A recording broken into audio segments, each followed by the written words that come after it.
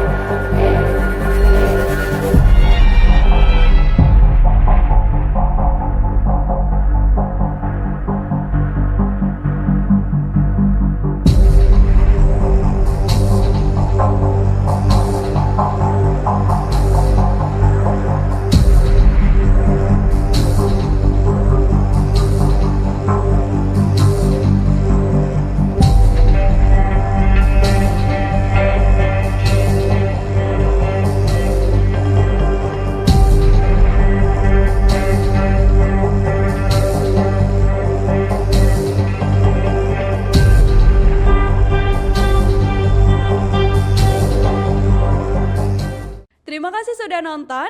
Jangan lupa like, subscribe, dan share ya.